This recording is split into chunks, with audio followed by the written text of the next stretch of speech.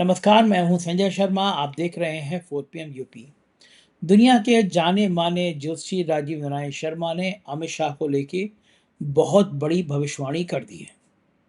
जैन जी का आंदोलन अभी और भड़केगा, राजीव जी का मानना है।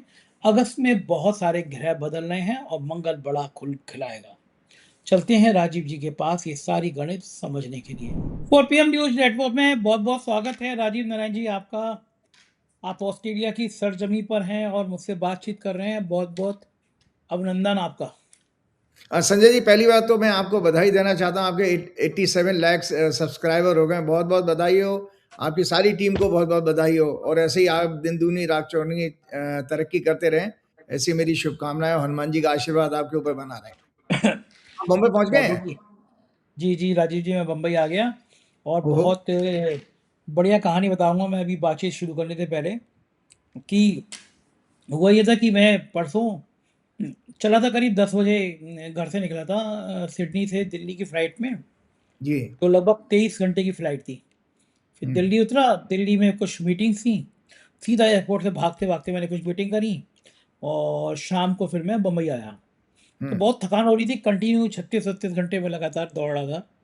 तो जब मैं एयरपोर्ट पे उतरा तो मेरे पास एक बड़ा ब्रीफ़केस था और लैपटॉप का बैग था। तो मैंने ड्राइवर से कहा गाड़ी में रखो, मैं गाड़ी में आके बैठ गया। जब घर पे आया तो मैंने कहा लैपटॉप का बैग निकाल दो, शो करना है।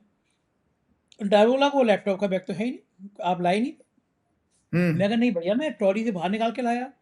बोले नहीं, नहीं सर, मैं पक्का मालूम है लाया नहीं यहाँ। मैं बड़ा परेशान। उसमें राजीव जी मेरा लैपटॉप, मेरे कैमरे, 2 मेरे मोबाइल, पासपोर्ट सब अरे, था। मैंने अब बाप रे! 5-6 लाख रुपए की टिकी। हम अब मैं इतना थका हुआ था, फिर मैं रात में दोबारा गया एयरपोर्ट पे। फिर मेरे कुछ पुलिस अफ़सर थे, मैंने उनसे मदद माँगी। उन बेचारों ने यहाँ की सियारा जो पुलिस स्टेशन है यहाँ का एयरपोर्ट का, बहुत अच्छा वो नाइट कार्ले कार्ले करके थे नाइट अफ़सर। वो बेचारे आए मेरे संग और वो इसमें लोकेशन लगी हुई थी, तो हम लोग बार-बार कर रहे थे, तो वो अडानी के कार्गो में दिखाई दे रहा था। लेकिन वो इतना बड़ा कार्गो था, रात के 4 बजे तक ढूँढते रहे, नहीं मिला। हम बड़े परेशान हो गए कि तो गया। फिर हमने सुबह सीसीटीवी के लिए कहा कि भई चेक करा दीजिए किस आदमी ने उठाया। तब तक मेरे बेटे के पास फ़ोन गया एक और हम्म। बोले आपका लैपटॉप का बैग यहाँ रह गया था। तो बेटे का नहीं, मेरा नहीं, पापा का रह गया था। तो बोले कि भाई मैं जो हूँ कल रात से परेशान हूँ। मेरा नाम हम्म। रमेश है और मैं अडानी कार्गो में काम करता हूँ। आपकी गाड़ी जब गई तो उसमें ट्रॉली में बैग रखा था, मैं उठा के भागा भी आपके पीछे, लेकिन आप निकल गए। और बोले तब से रात से मैं परेशान था। मैंने सोचा हम्म। पुलिस में जाके दे दूँ, लेकिन 15 अगस्त का मामला सिक्योरिटी का था। तो मैंने देखा बड़ा कीमती सामान था। और बोले कोई नंबर नहीं था। तो आपके पासपोर्ट को मैंने वो टिकट जो था कतर एयरवेज़ को भेजा कि स्कैन करके नंबर दे दीजिए। उन कतर एयरवेज़ ने नंबर दिया बेटे का, बेटे ने संपर्क किया। फिर आज मैं उसको बैग लेने गया। कह रहा भाई साहब कल रात को नींद नहीं आई, इतना महँगा सामान था मेरा और मैं परेशान था कि मैं आप तक ये चीज़ें पहुँचा कैसे दूँ। मैं राजीव जी इतना हैरान हो गया और मैं फ़ोटो भी लगा रहा हूँ इन साहब का। ये जो हैं सज्जन, आप सोचो एक बैग एयरपोर्ट पे रात को 9-10 बजे मिला। वो आदमी लगातार संपर्क करने की कोशिश में था। इतने महँगे सामान 5-6 लाख, उड़ीसा के थे वो। मैसूर के, अच्छा। सॉरी, मैसूर के हैं ये और ये अडानी कार्गो में काम करते हैं। हम्म। तो मैं इनको ट्वीट भी किया कि भैया इनको एक बेहतरीन अवार्ड देना चाहिए अडानी को कि इतना ईमानदार आजकल के दौर में कौन होता है कि रात भर वो बैग रखा रहा, सुबह उसने कतर एयरवेज़ से डिटेल माँगी और तब दिया। तो दुनिया में अच्छे लोगों की कमी नहीं है। अच्छे लोग बिल्कुल है, बिल्कुल बिल्कुल अच्छे लोग हैं। मुझे लगा कि तो आप तो ऑस्ट्रेलिया में आपकी रंगत बढ़िया हो रही है, तो आज की चर्चा शुरू करते हैं। सबसे जी। पहले ये बताइए कि आपने कहा था ये जो सत्र चल रहा है, हम्म। इसमें कोई बिल पास नहीं होगा, जबकि पूरी उम्मीद थी कि बिल पास करा लेंगे ये लोग परिसीमन का। एक बात बड़ी मार के की कही थी आपने कि इस सत्र में छोटे साहब और बड़े साहब को बहुत डर लगेगा, भागेंगे ये लोग, मोदी और शाह दोनों के लिए। तब तक ऐसी स्थिति बनी भी नहीं थी, ऐसे हालात थे भी नहीं। मैं सिडनी में था तो आप हिमांशु के संग शो किया था आपने, तब जर्नी कर रहा था। हाँ जी, हाँ जी, हाँ जी, हाँ जी। तो मुझे ये बताइए कि ये जो बड़े साहब और छोटे साहब को डर लगेगा, ये डर जाएँगे, ये कैलकुलेशन किस आधार पे की थी आपने? कौन-सा ग्रह देखा था आपने? कौन-सी राशि देखी थी आपने? आपको कैसे पता था ये लोग डर जाएँगे?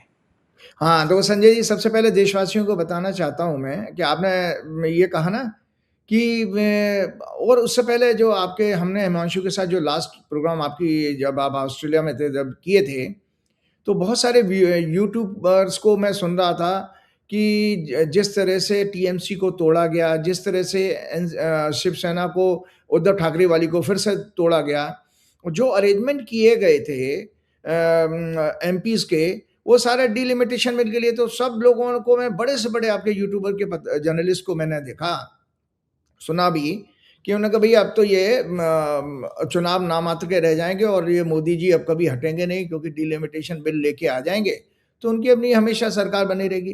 तो एज एन एस्ट्रोलॉजर मेरे को एक मेरा ड्यूटी था, तो मैंने आपके 19 जुलाई के प्रोग्राम में ये डिस्कस किया था उसके साथ। तो दर्शकों को मैं दोबारा वो दिखाना चाहता हूँ कि जब हम संविधान हमारा बनता है ना संजय जी, तो ये हॉरोस्कोप देखी जाती है। भारत की दो कुंडलियां हैं। एक, भारत को स्वतंत्रता मिली थी 15 अगस्त 1947 को, और दूसरी जब भारत इंडियन रिपब्लिक बना, मतलब रिपब्लिक का अर्थ यह है कि जब जिस दिन से हमारा कॉन्स्टिट्यूशन लागू हुआ वो 26 जनवरी 1950।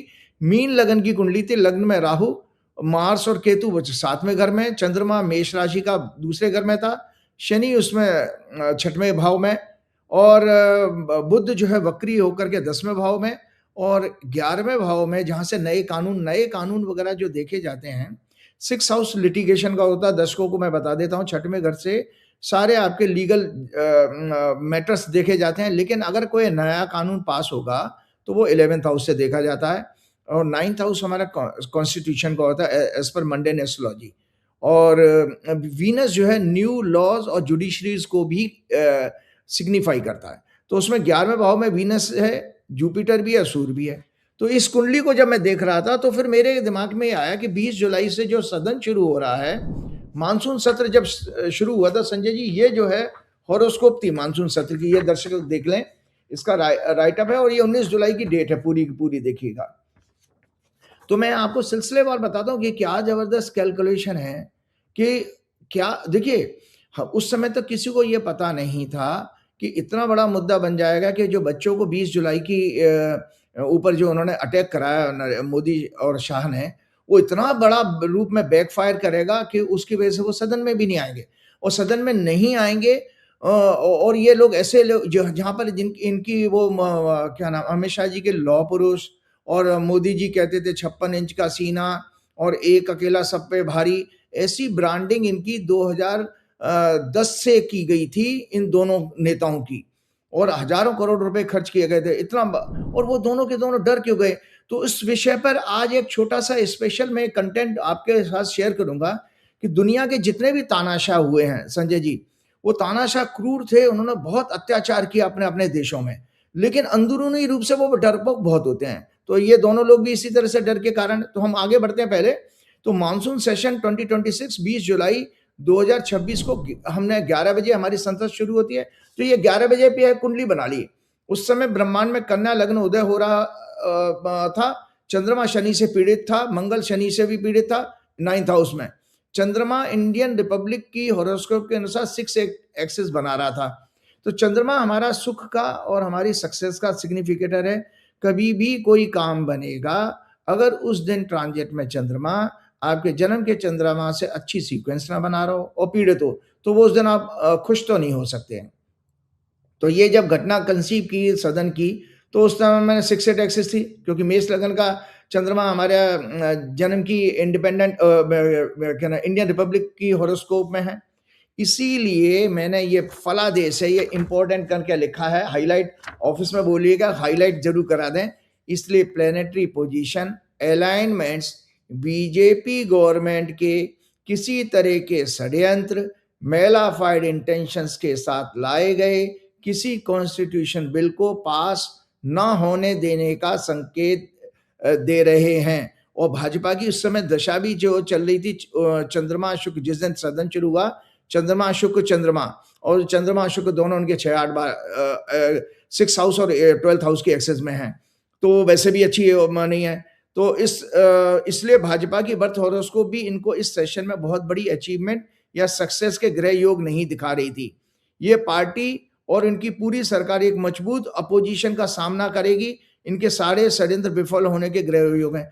तो अब आप देखिए, ये भी एक घटना पूरी हुई संजय जी कि विपक्ष कितना मजबूत होकर के बाहर प्रदर्शन करता रहा, और लास्ट के दिन में तो बड़ा मजेदार वो नारा लगा जो बच्चों ने, जेनजी ने, जो पॉपुलर इनका स्लोगन हुआ है, 56 इंच का छोटा बंदर, भाग नरेंद्र, भाग नरेंद्र, बाल नरेंद्र, इतने सैकड़ों मैंने गाने सुन लिए हैं। तो उस दिन पवन खेड़ा जी भी लास्ट डे जो है उसको कह रहे थे, तो वो सदन के तक अंदर तक पहुंच गया। इतना जबरदस्त उससे परसेप्शन इनका खराब हुआ है। तो ये पार्टी, इनकी पूरी सरकार एक मजबूत अपोजिशन का सामना करेगी, इनके सारे सदन विफल होंगे। तो मैंने आपको ये भी बताया, क्योंकि फोर्थ हाउस पर शनि मंगल की दृष्टि है, विपक्ष का बेहद आक्रामक एग्रेसिव प्रोटेस्ट सरकार की नीतियों विफलताओं के खिलाफ होगा। ये नीचे है, देखिए मैं 19 जुलाई का ही राइटअप आप लोगों को दिखा रहा हूं। तो ये सब भविष्यवाणियां सच हुई हैं।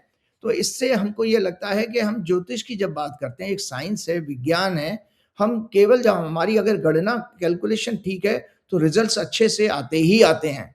भाई आप देखिए, कोई आज से मेरे से पहले संजय जी, आप लोगों को पता है, मैं अक्सर कई बार प्रोग्राम में बता चुका हूँ, लोग ताज्जुब करते हैं कि मैं राजनीति की बातें क्यों करता हूँ, जबकि राजनीति विषय ही ज्योतिष का था।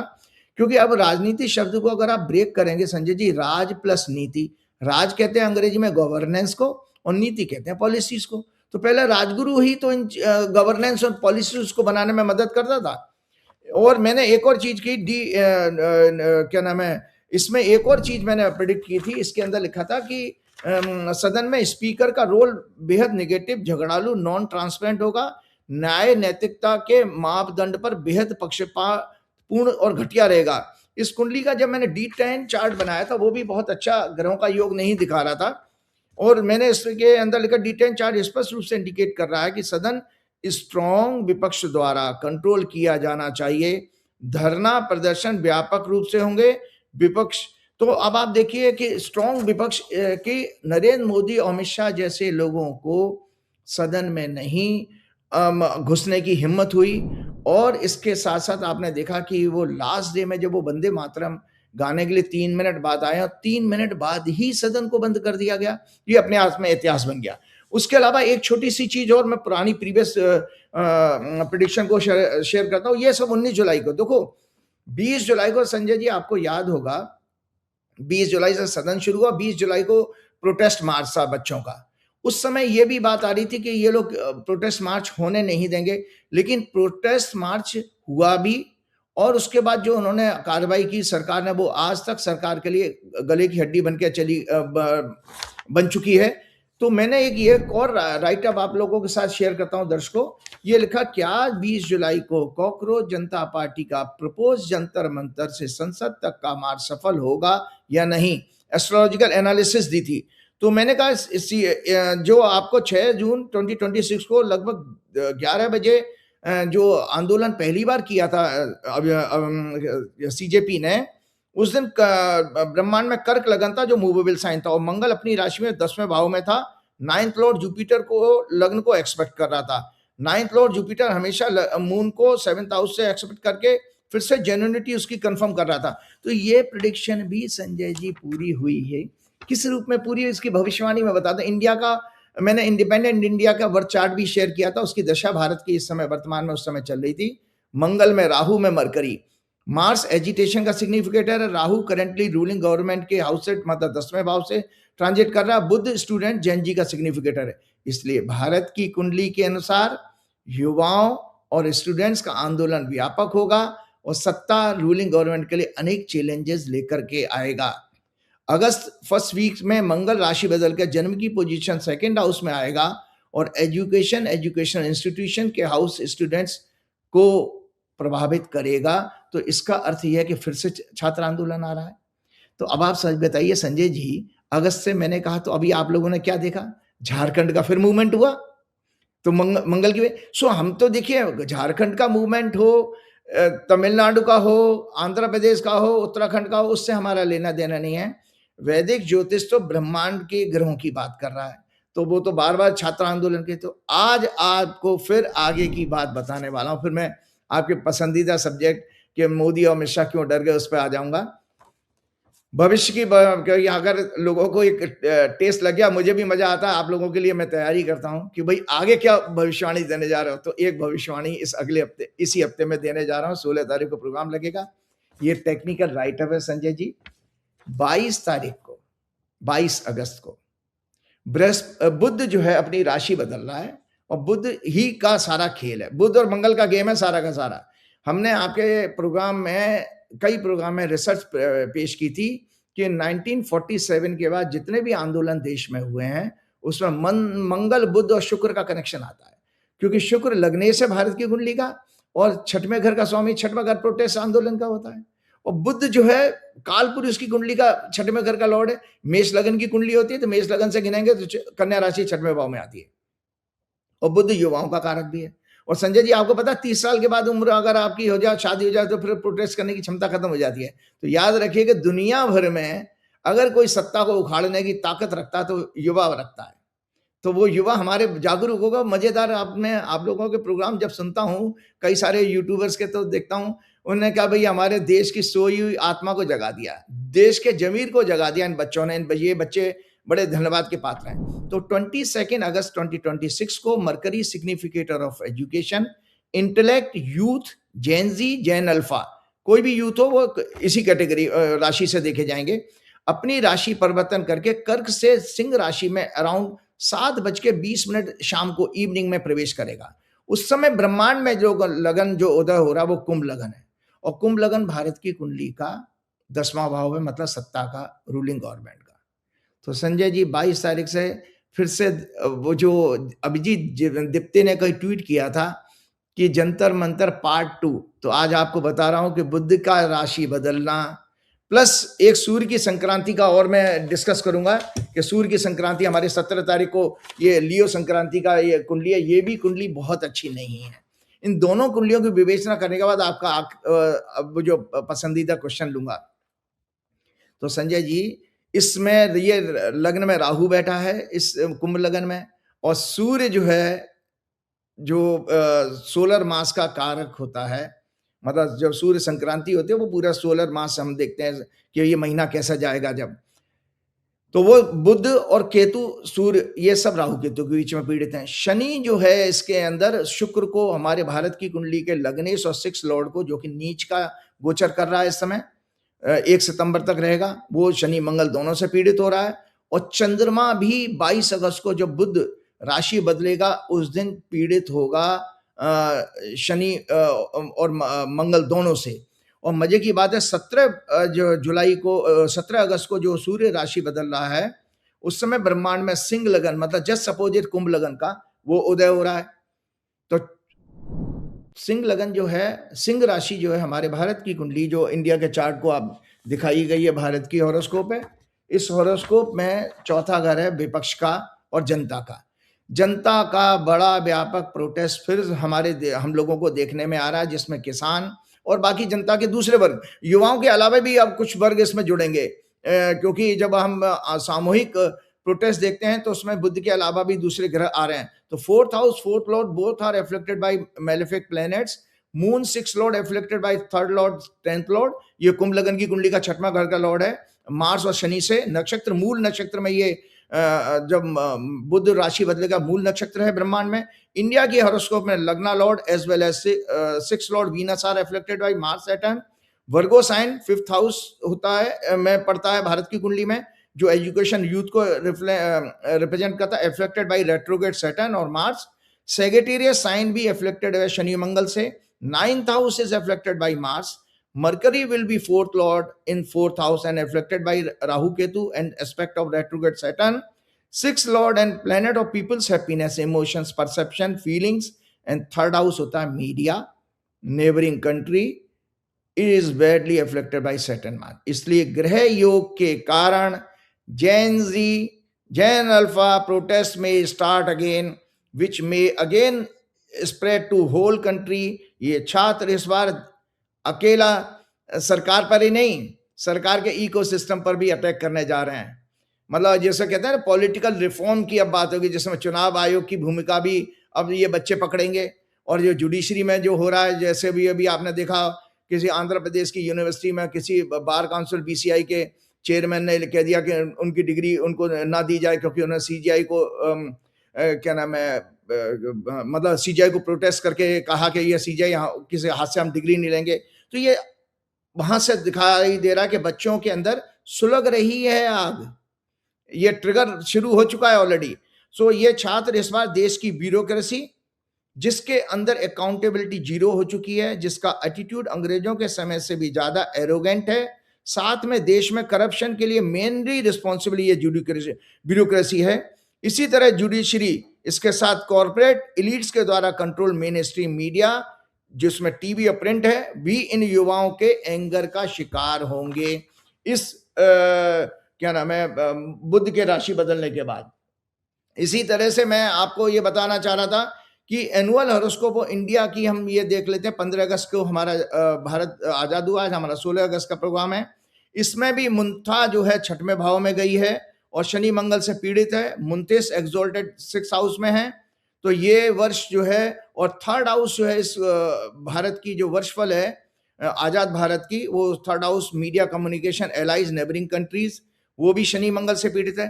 तो संजय जी, इस वर्ष में जो 15 अगस्त 2026 से शुरू हो रहा है वर्षफल, इसमें बड़े से पड़ोसी देशों से किसी तरह की झड़प या बॉर्डर का सीमा विवाद दिखाई दे रहा है और मीडिया पर अटैक आंदोलन इसमें फिर से वापस होने वाला है। तो ये मीडिया इस समय सबसे बड़ा टारगेट होने वाला है इसके लिए। अब एक चीज मैं आपको आपके प्रश्न का जवाब देता हूं जो आपने मेरे से पूछा। देश के सामने सच, नरेंद्र मोदी शाह बेहद डरपोक हैं, ये सच है क्या? 6 जून 2026 को नरेंद्र मोदी शाह के राजनीतिक जीवन के लिए सबसे बड़ी चुनौती बना युवाओं का जेन अल्फा का देशव्यापी आंदोलन, जो सोशल मीडिया के द्वारा पूरे विश्व में पहचान बना गया। देश के 100 से ज्यादा सिटीज में फैल गया। इसने हजारों करोड़ रुपए खर्च करके नरेंद्र मोदी उनके कॉर्पोरेट नेक्सस के कारण बनाई गई विश्व गुरु, महामानव, नॉन बायोलॉजिकल, एक अकेला सब पे भारी, 56 इंच का सीना, लाल आंखें दिखाने वाला, घर में घुसकर मारना, पाकिस्तान के संदर्भ में कही थी उन्होंने, वाली नकली छवि जो अपने आप को सनातन धर्म का सबसे बड़ा रक्षक भी बताती थी, उसे इन बच्चों ने पूरी तरह ध्वस्त कर दिया।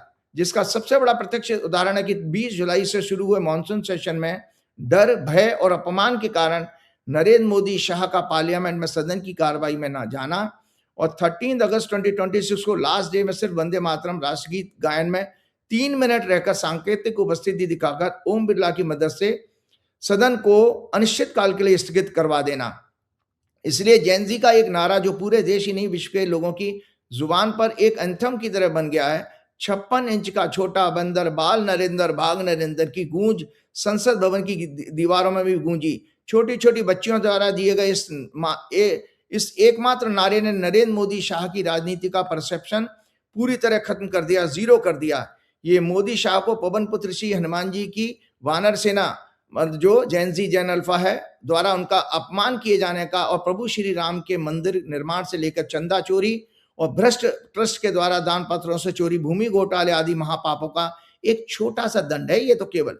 17 अगस्त 2026 को सिंह संक्रांति पर बनी हॉरोस्कोप, 22 अगस्त 2026 को जैन जी का सिग्निफाई करने वाला ग्रह बुध का राशि परिवर्तन, वक्री शनि, 2 सितंबर को शुक्र का राशि परिवर्तन आने वाली, और अमित शाह बीजेपी के हॉरोस्कोप में खराब प्लेनेटरी दशाएं अमित शाह ही नहीं पूरे राजनीतिक कैरियर के अंत होने का, अमित शाह के पूरे राजनीतिक कैरियर के अंत होने का ग्रह योग बना रहे हैं। सत्ता परिवर्तन भी होगा और ये सरेआम गोदी मीडिया, गोदी जर्नलिस्ट, ब्यूरोक्रेट्स, जजेज और फिल्म एक्टर्स, बुद्धिजीवियों, पाखंडी संत महात्माओं और अंधभक्तों के साथ सरेआम जनता द्वारा दंडित किए जाएंगे। इस फियरलेस जैन अल्फा ने पूरे देश की जनता को जगा दिया है। विपक्ष सिस्टम, जुडिशरी के अंदर का डर भी खत्म कर दिया है। आरएसएस, बीएचपी, बीजेपी के हिंदुत्व का पाखंडी ढोल भी फाड़ दिया है, ध्वस्त कर दिया है। टेक्नोलॉजी एरा के बच्चे जाति पात, वर्ग, धर्म, संस्कृति, भेदभाव में विश्वास नहीं रखते हैं। इन बच्चों के कारण ही इनके अंधभक्त माता पिता और रिश्तेदारों को भी बीजेपी का असली चेहरा समझ में आ गया है। इसलिए आगे भी ये विरोध जारी होगा, क्योंकि 22 अगस्त से ग्रह बदल रहा है बुध। अब इन देशवासियों को इन नारों पर भी 100% सच्चाई दिखने लगी है। जब जब मोदी शाह डरते हैं, पुलिस को आगे करते हैं। जब जब मोदी शाह डरते हैं, हिंदू मुस्लिम करते हैं। एक जो डर की बात थी, तो तानाशाह की आज मैं फिलॉसफी डिस्कस करूंगा। आज प्रोग्राम चाहूंगा मैं छोटा रखूं, क्योंकि दर्शकों की एक डिमांड ये आती रहती है, 1 घंटे का प्रोग्राम ज्यादा बड़ा हो जाता है, तो मेरी कोशिश रहेगी कि मैं अपना कंटेंट पूरा कवर करूं। तानाशाह, डिक्टेटर, अथॉरिटेरियन की फिलॉसफी, वर्किंग मेथड क्या होता है? सभी तानाशाहों की फिलॉसफी अक्सर पूर्णतावादी, परफेक्शनिस्ट और utopian ideal condition, specially social organisation और प्रपोजिंग और advocating impractical ideal social. Bharat एक हिंदू राष्ट्र बनेगा, जैसे आरएसएस, वीएचपी और बीजेपी वाले कहते हैं, ये एक इम्प्रैक्टिकल इनकी सोच है। एंड पॉलिटिकल स्कीम और एजेंडा, ये समाज और मानवता को, देशवासियों को आइडियल रूप में बदलने का दावा करते हैं। स्वयं को एकमात्र उद्धारक, सुधारक, रिफॉर्मर या मुक्तिदाता के रूप में प्रेजेंट करते हैं, उस प्रोपेगेंडा का प्रचार करते हैं। ये उनके अटूट आत्मविश्वास पर आधारित तो होता है, जहां उनको, लेकिन उनको ये भ्रम हो जाता है कि वे ही देश या समाज के ऐसे नेता हैं जो देश और दुनिया को बदल सकते हैं। Narendra Modi, Donald Trump, Putin, Jinping ऐसा ही उदाहरण है। ये लोग पब्लिक अनरेस्ट और पॉलिटिकल इकोनॉमिकल इश्यूज का फायदा उठाकर खुद को एकमात्र समाधान के रूप में प्रेजेंट करते हैं। 2009 के आसपास कॉर्पोरेट वर्ल्ड ने नरेंद्र मोदी को इस रूप में ही ब्रांडिंग करना शुरू कर दिया था।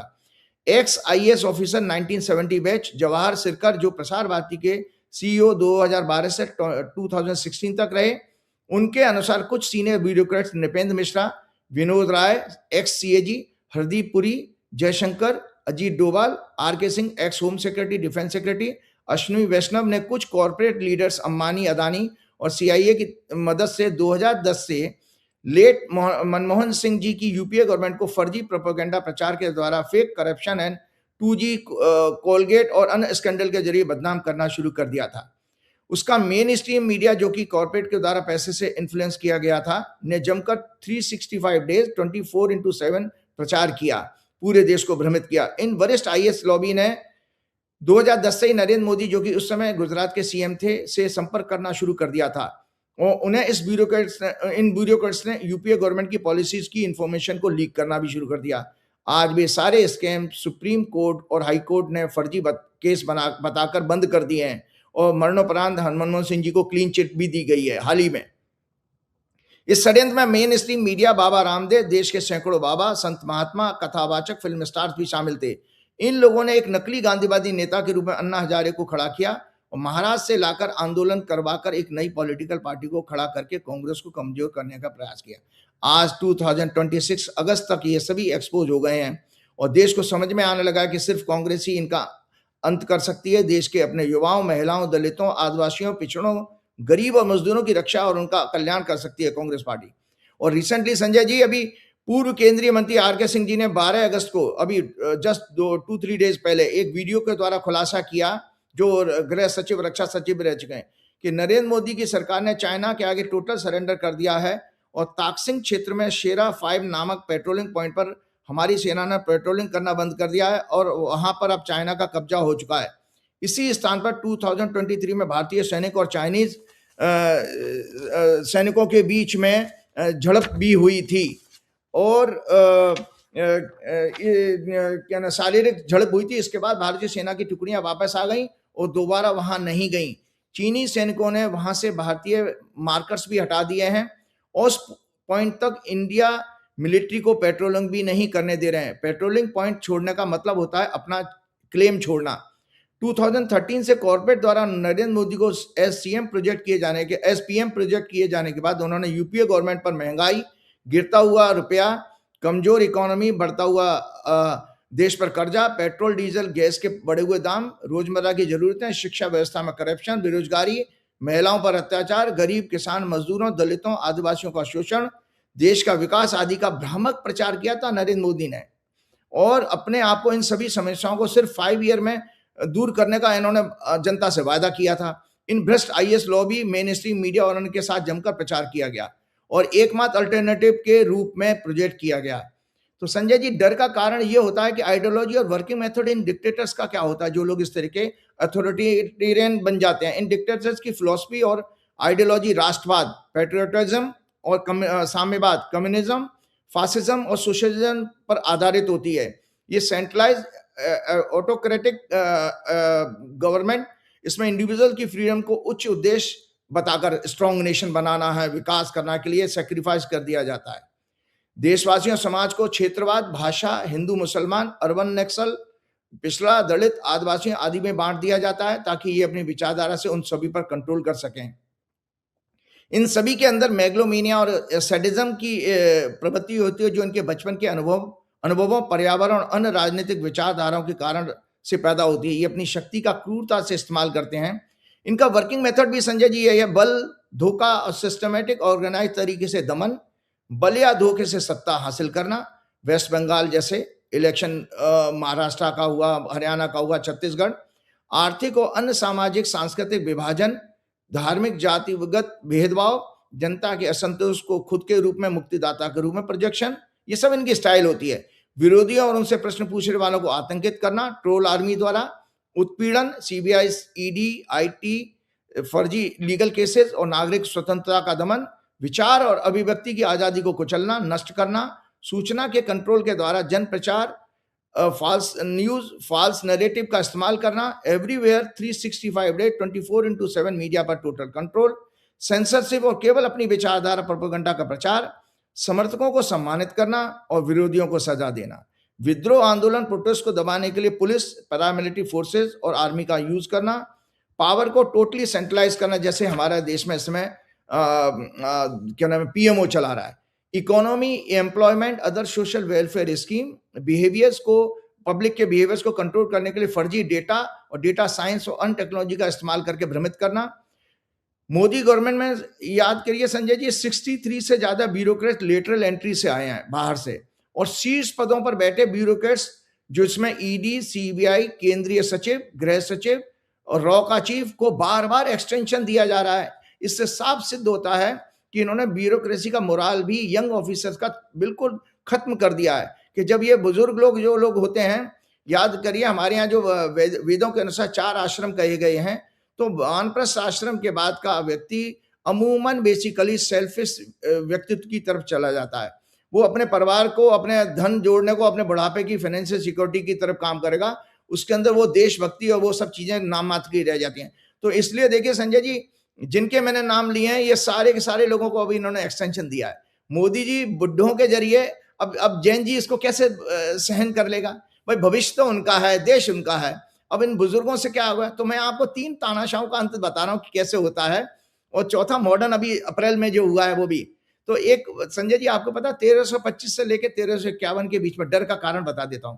पिछले प्रोग्राम में मैंने आप लोगों को बताया था, पैरानोइया बीमारी होती है इस तरह की, जो डर की बीमारी होती है। वो लास्ट राइटअप में मैंने आप लोगों को शेयर भी की थी। तो संजय जी, मोहम्मद बिन तुगलक 1325 से 1351 के बीच में हुआ। नरेंद्र मोदी अमित शाह की तरह अत्यधिक संदिग्ध पैरानॉइड स्वभाव का था। उसके शासन काल में 20 से ज्यादा बार बड़े प्रोटेस्ट हुए मोहम्मद बिन तुगलक के। उसने खुद को सुरक्षित रखने के लिए कई बार सख्त कदम उठाए। मजबूत जासूसी तंत्र का, जैसे हमारे यहाँ पेगासस इस्तेमाल किया जा रहा है। ये 1325 दशकों और 1351 की बातें बता रहा हूं।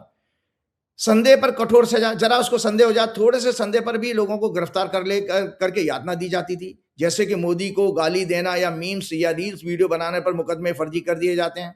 केंद्रीकरण, सेंट्रलाइजेशन और पावर, निरंतर निगरानी, विद्रोहियों के खिलाफ बेरहमी, कठोरता से दंड, ये सब कुछ हम देख रहे हैं हम अपने देश में।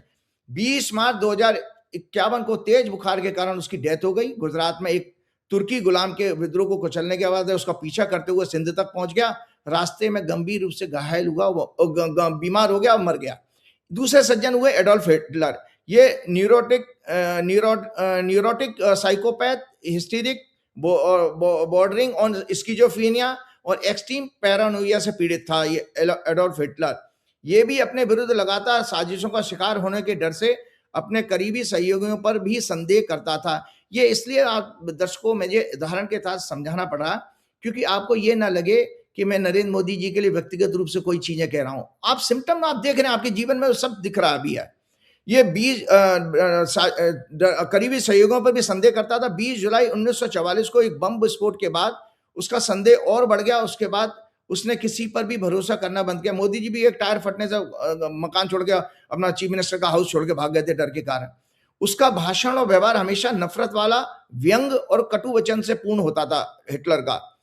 30 अप्रैल 1945 को उसने अपने दाहिने कनपट्टी में गोली मार ली। उसकी वाइफ ने साइनाइड खा करके आत्महत्या कर ली थी। उसके बाद दोनों के शव बाहर गार्डन में रखकर पेट्रोल से जला दिए गए थे।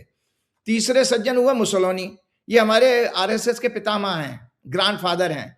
क्योंकि आरएसएस की जो फॉर्मेशन हुई है मुसोलिनी की आइडियोलॉजी, एक बालकृष्ण मुंजे होते थे 1947 के बाद, ये इटली में जाकर के मुसोलिनी से मिले थे। आरएसएस की जो ड्रेस देखते हैं ना, जो भी डिसिप्लिन है, जो भी स्ट्रक्चर है, वो सारा मुसोलिनी की गाइडलाइंस में हुआ है। सो मुसोलिनी इनके लिए बहुत, इटली का वैसे ही कनेक्शन है। आपने मोदी जी ने तो अभी भी मुसोलिनी जी की बजाय मेलोनी पकड़ ली है। वो तो मुसोलिनी तो मेल था, मोदी जी मेलोनी जो वहाँ की पीएम है उनके साथ अपनी वो मेलोडी चॉकलेट भी देकर के आए थे मोदी जी। तो मुसोलिनी ये आरएसएस की आइडियोलॉजी का पितामह था। ये नार्सिसिस्टिक पर्सनैलिटी, इम्पल्सिव और थिएटरिक था और कभी कभी डिप्रेसिव लक्षणों वाला था। कुछ साइकोलॉजिस्ट ने उसे हाइपोमेनिक और करेक्टरोपैथी वाला बताया। ये ज्यादातर सत्ता के नशे में ये क्या करता था, इससे मोदी जी की काफी सिमिलरिटी नजर आती हैं। ये ज्यादातर सत्ता के नशे, अहंकार और अपॉर्चुनिस्ट बिहेवियर ठीक नरेंद्र मोदी शाह की तरह वाला था। 28 अप्रैल 1945 को नॉर्थ इटली को उसका देश छोड़ करके स्विट्जरलैंड भाग रहा था। उस समय इटालियन पार्शियन द्वारा गोली मारकर उसकी हत्या कर दी गई। उसके बाद उसके साथ उसकी प्रेमिका भी थी। नेक्स्ट डे उन दोनों की बॉडीज को मिलान में पेड़ पर उल्टा लटका दिया गया, जहां आम जनता ने जूते मार मार कर और नाना प्रकार से अपमान किया। एक लेडी ने तो जिसके 4 बच्चे या 4 या 5 बच्चे मारे, उसने 4-5 गोली डेड बॉडी में मारी है और जनता ने अपना क्रोध प्रकट किया। इसी तरह से आपको ये बता रहा हूं कि मुसोलिनी और नरेंद्र मोदी जी के व्यक्तित्व में सिमिलरिटीज क्या हैं। Personality analysis of Benito Mussolini, जो 1883 में इसका बर्थ हुआ था, 1883 में, 1945। नार्सिसिज्म, सेल्फ ऑब्सेशन, बचपन से ही मैं दुनिया को चौंका दूंगा, एस्टोनिश कर दूंगा। He consider himself an extraordinary, हमारे मोदी जी की तरह indispensable leader. He was highly exhibitionistic, प्रदर्शन प्रिय था, presenting himself in multiple roles such as athlete, कभी कभी pilot, farmer, violinist etcetera. Modi ji भी कुछ इसी तरह के, जो कभी तमिल, कभी सिख, कभी बंगाली, कभी मेलोनी के प्रेमी, एक 26 साल के यूथ की तरह चॉकलेट देते हुए, और कभी ड्रम बजाते हुए, कभी त्रिशूल और डमरू बजाते हुए शिव जी की तरह, कभी केदारनाथ की गुफा में बैठकर सिद्ध योगी की तरह। मोदी जी भी ऐसे ड्रामेबाजी करते रहते, क्योंकि ये भी ड्रामेबाज था मुसोलिनी। अपॉर्चुनिज्म, सिद्धांतों से ज्यादा सत्ता और व्यक्तिगत फायदे को महत्व देता था। ये समाजवादी से फांसीवादी बन गया। इतिहासकारों के अनुसार वह एक अभिनेता, ढोंगी, प्रदर्शनी करने वाला था, जो सिचुएशन देखकर अपनी भूमिका बदलता रहता था। बचपन से ही आक्रामक और हिंसा में विश्वास रखने वाला था।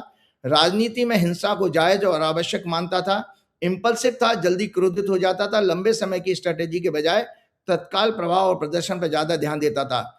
और एक्सट्रीमली ड्रामेटिक, छाती फुलाना, आंखें मटकाना। हमारे मोदी जी भी उनकी आप कई सारी भाव भंगिमा देखेंगे संसद में, कभी वो राहुल गांधी का मजाक उड़ाते हुए। छाती फुलाना, आंखें मटकाना, जोरदार हाव भाव, भीड़ देख करके तरह तरह की भाषाएं और एक्टिंग करके उन्हें प्रभावित करना।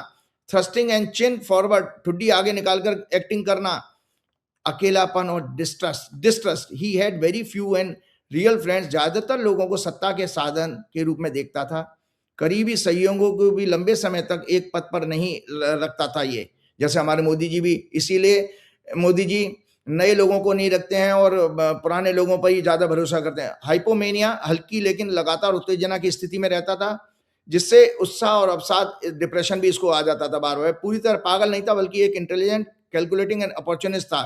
नरेंद्र मोदी जी के अंदर भी ये क्वालिटीज हैं। वे अत्यधिक अवसरवादी हैं। आरएसएस के समय से लेकर जितने भी लोगों के संपर्क में वो रहे हैं, उन्हें धोखा देकर, कमजोर करके, उनके कंधों पर चढ़कर सत्ता में लगातार आगे बढ़ते रहे। चाहे वो शंकर सिंह बघेला हो, केशुभाई पटेल हो, मधुभाई कुलकर्णी आरएसएस के एक प्रचारक थे, जिनके शागिर्दी में उन्होंने सारे संघ में अपनी ट्रेनिंग हुई। संजय जोशी, प्रवीण तोगड़िया, राजनाथ सिंह जी भी, अरुण जेटली भी, मुरली मनोहर जोशी, लालकृष्ण आडवाणी आदि सभी को उन्होंने किसी ना किसी रूप से अपने रास्ते से हटाया। और संजय जी, इसकी वीकनेस क्या ऐसे लोगों की होती है? गहरी वैज्ञानिक आइडियोलॉजी, स्थिरता नहीं होती, लॉन्ग टर्म विजन नहीं होता इनके अंदर, इनेबिलिटी टू टॉलरेट क्रिटिसिज्म, ये आलोचना नहीं सहन कर पाते। Excessive sexual desire toward women, इसकी मुसोलिनी की थी, मोदी जी की है कि नहीं हमें नहीं पता, लेकिन एक जो हॉरोस्कोप है 17 दिसंबर 1950, उसमें तो जरूर दिखाई देता है, क्योंकि वीनस और शुक्र साथ साथ हैं।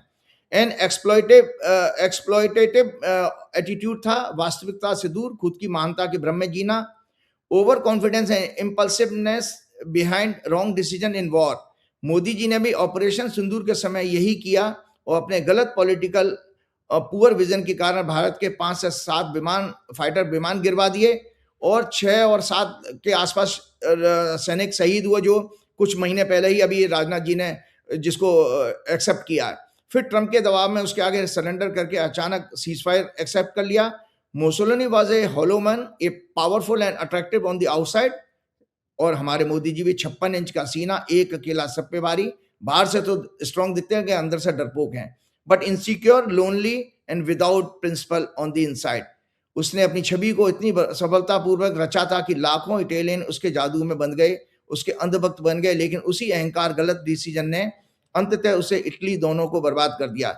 Exactly similar pattern Narendra Modi ji के केस में रिपीट हो रहा है। भारत में भी लाखों अंधभक्त बन गए, उन्हें गिरता हुआ रुपया, खराब अर्थव्यवस्था 4 ट्रिलियन से नीचे पहुंच गई है जनाब।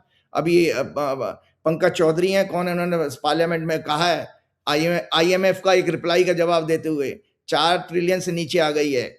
सो 4 ट्रिलियन से भी कम। अभी हाल ही में फाइनेंशियल मिनिस्टर का स्टेटमेंट था, महंगाई, बेरोजगारी चरम सीमा पर, शिक्षा में भ्रष्टाचार, पेपर लीक, खराब डिप्लोमेसी, डेमोक्रेसी का कमजोर होना, राम मंदिर में दान और चंदे की चोरी, सड़ा गला देश का गवर्निंग सिस्टम, समाज में नैतिकता खत्म हो जाना आदि विषयों की देश की भविष्य की कोई चिंता नहीं होती इन अंधभक्तों को। यूपीए गवर्नमेंट के समय से 4 गुना कर्जा जाजा हो चुका है।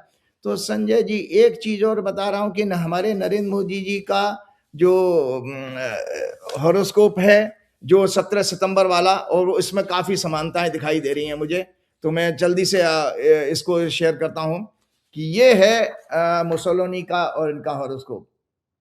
ये दोनों के दोनों की कुंडली में शनि और मंगल का योग है, इसीलिए लोग हिंसक मृत्यु के इनका अंत हुआ।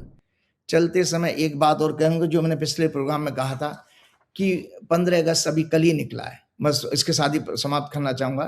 फ्रीडम का अर्थ हमने उसको भी बताया था दर्शकों को, फिर से मैं कहता हूँ, फ्रीडम का मतलब यही है कि जब तक उस फ्रीडम का क्या मायने, जब आपका फ्रीडम ऑफ एक्सप्रेशन और स्पीच हमारी तरह पूरी तरह ना मिले, तो एक हम लोगों को रेजोल्यूशन ये लेना चाहिए। दोबारा मैं उस चीज को बता रहा हूं, we must focus freedom from want, freedom from hatred, freedom from discrimination, jealousy, freedom from casteism, freedom from fear and war, freedom from frustration, corruption, nepotism in life, freedom from violence, freedom from exploitation, freedom from dishonor, and freedom from early death and disease। मतलब अच्छा स्वास्थ्य हमारे देश में आए तो हमारे लोगों की जो है दुखद घटनाएं भी कम हो जाएं। तो संजय जी, एक चीज आपको ये देखिए, आपको ताज्जुब होगा कि जो हमारे देश में 2012 के बाद हुआ, एग्जैक्टली संजय जी, अभी अप्रैल के महीने में 2026 में जनरल इलेक्शन हुआ था हंगरी में, उसने जो किया वो बिल्कुल रिपीट, कॉपी बुक आप देखिए इसमें। तो ये राइटअप के साथ मैं अपना प्रोग्राम यहां खत्म कर दूंगा। 16 ईयर शासन करने वाले हंगरी के तानाशाह विक्टर ऑर्बन के अहंकारी दमनकारी शासन का अंत काल द्वारा। मतलब ये इसलिए बताना जरूरी था कि चाहे वो मोदी जी हों या शाह हों, शाह जी के लिए तो और खराब समय है। देखिए, अमित शाह जी की हॉरोस्कोप है, जल्दी से मैं बता देता हूँ। 24 अगस्त से अमित शाह के लिए बहुत खराब, ये देख लीजिए दर्शकों, 24 अगस्त से केतु की दशा शुरू हो रही है, प्रत्यंत दशा। केतु इनके चौथे घर में बैठा है, मानसिक अशांति इनके होने वाली है, 12वें घर से गोचर कर रहा है। और केतु इसलिए सूर्य भी अभी केतु के साथ जुड़ जाएगा जाकर के, बुध भी वहां पहुंच जाएगा, इनका लग्नेश है 22 अगस्त को।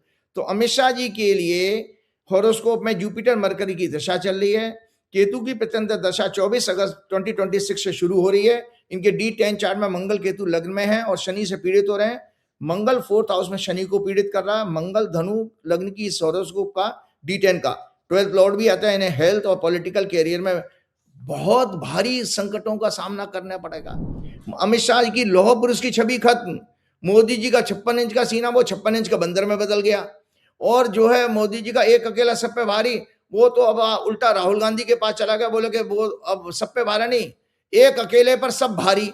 ये मोदी जी का डायलॉग ये चेंज हो गया है संजय जी, एक अकेले पर सब भारी, ये मोदी जी का नया डायलॉग है।